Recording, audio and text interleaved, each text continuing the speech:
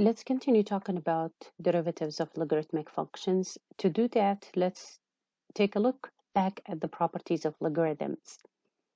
The first property that I want to talk about is if you have logarithm of multiplication of two functions or two amounts, then that is equal to the logarithm of the first amount plus the logarithm of the second amount.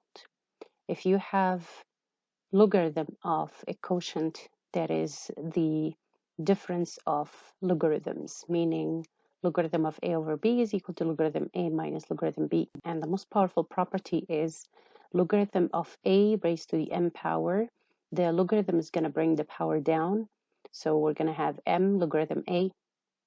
We can use that property also to simplify logarithm of any radical. So logarithm of any radical is equal to 1 over n, which is the index of the radical, times logarithm of a, the amount inside of the radical. Finally, we can change logarithm base a of b into logarithm of a over logarithm of b. This is called the change of base formula. We're not going to use that one since we have a rule for differentiating logarithm with a base that is different than e. Let's look at the first example and how can we use the properties of logarithm in order to simplify the derivative process. The first example, we want to find the derivative of f of x is equal to the logarithm of square root of x cubed minus 3x plus 7. So to do that, I know using the property, the previous property, which is this property right here, I can simplify that function. So basically, I'm going to rewrite this as f of x is equal to 1/2, because the index here is not written. That means it's 2 of logarithm of x cubed minus 3x plus 7. Now I can differentiate this easily. I know how to differentiate logarithms. This is going to be the chain rule. So f prime of x is basically, we put the 1/2 out and then we differentiate the logarithm. To differentiate the logarithm, that is basically the derivative of the argument, which is x cubed minus 3x plus 7. So in this case, this is going to be 3x squared minus 3 over the argument itself, x cubed minus 3x plus 7. So the final answer is going to be f prime of x is equal to 3x squared minus 3 over 2 times x cubed minus 3x plus 7. I can do it differently, and I have done it differently in the notes. If you check out the notes on D2L, you will see a different approach. It's going to take longer steps in order to solve this, but using the properties of logarithms saves me a lot of time and a lot of effort. Let's look at a different example. We want to find the derivative of g of x is equal to logarithm base 7 of 6x cubed plus 3 to the 5th power. First of all, we know that the log is going to bring down the power. So that power is going to come down. So we're going to have g of x is equal to 5 log base 7 of 6x to the 3rd power plus 3. Now we're going to differentiate that. Remember, if we have a log function, then the derivative, if we have y equals log a of b, then y prime is going to be equal to the derivative of the argument, which is b prime, divided by the argument, and then the natural logarithm of the base. So we're going to use the same idea here. G prime is equal to, the 5 comes out because it's a constant, we leave it out. Then we differentiate the log function. To differentiate that, we're going to differentiate the argument. So we have 18x squared and then plus 0. The derivative of 3 is 0. Divided by the argument itself. So 6x to the 3rd power plus 3 times logarithm of the base, which is 7. Now I'm going to rearrange this a little bit just to make it look nicer. So g prime of x is equal to 5 times 18, 90, x squared over, I'm going to say, log 7 times 6x to the third plus 3. And that is the final answer for that example. Let's look at example number 3. How about if we have h of x is equal to a logarithm of an amount times another amount? We're going to use the properties. If I have log AB, then this is equal to log A plus log B. The reason why I'm reading this log is because it's a logarithmic function, but it's the natural logarithm function. Remember, the natural logarithm function is basically, it is the logarithmic function base E of A, if you have forgotten that. So that's why I'm reading this a log, although it looks like a ln, but I'm going to read it log because it's a logarithmic function, but it's a natural logarithm function. And this is how it is written. And this is basically what this means. So again, I'm going to use the logarithmic function, so I can rewrite h of x as follows. I'm going to say h of x is equal to log of the first amount, x to the fourth power plus 9, plus log the second amount, which is 6x to the fifth power minus 3x, all to the third power.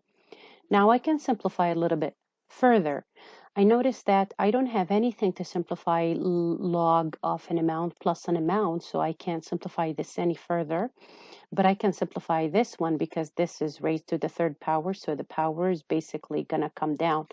So I can rewrite this as h of x is equal to log of x to the fourth power plus 9 plus 3 log 6x to the fifth power minus 3x. Now I'm going to find the derivative for this function. So the derivative of h is equal to the derivative of the first function plus the derivative of the second function.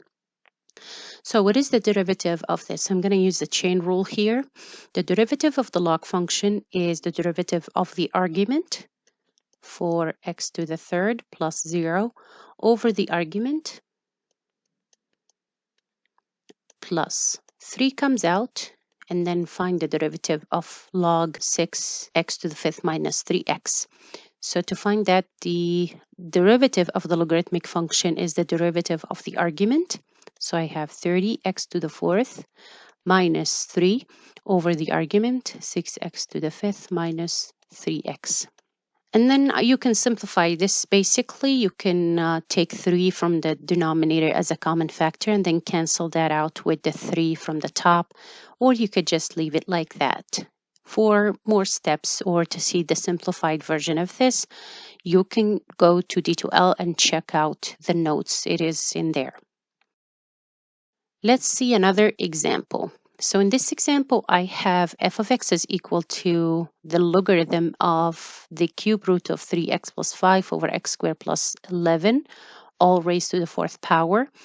I'm going to use the power rule for the logarithms first, which is going to bring that power down in front of the log function.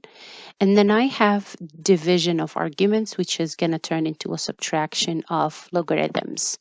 So the rules that I'm going to use are, the first rule is I'm going to use, if you have log a to the m power, then the power is going to come down and you have m log a. The second rule I'm going to use is if you have log a over b, then you can say this is log a minus log b. So I'm going to use both of those rules. So I'm going to rewrite f of x as follows. First, I'm going to rewrite it as follows. I bring the 4 down, so this becomes log of the cube root of 3x plus 5 over x squared plus 11. Then I'm going to use more properties of the logarithmic functions in order to simplify that. Another rule that I'm going to use here is if you have log the nth root of a, then this is equal to 1 over n log a. So I'm going to simplify this further for as it is, and then this is log of quotient, so it's going to be subtraction of logs. So log the numerator minus log the denominator. Then I'm going to use this rule right here in order to simplify this expression. So I will have f of x is equal to 4 of 1 over 3 log 3x plus 5 minus log x squared plus 11. I can now find the derivative of f of x. To find the derivative of f of x, we're going to say f prime of x is equal to, the 4 remains outside, I'm going to open parentheses, then 1/3 is going to be left outside, and then I'm going to find the derivative of that logarithmic function right here, which is basically we're going to keep the argument in the denominator as it is and then find the derivative of that argument and put it in the numerator. The derivative is basically 3 plus 0. Minus, again, I'm going to put the derivative of that logarithmic function in here.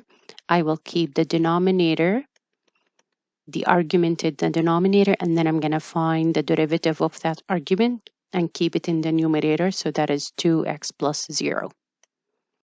Now you can simplify this further by multiplying 4 inside. So you're going to distribute the 4. And then you can cancel this 3 with that 3. So this 3 cancels with that 3. And you can multiply the 4 inside, or you can keep it like that. If you want more details, please take a look at the notes on detail L. I hope this was helpful, and I will see you in a different video.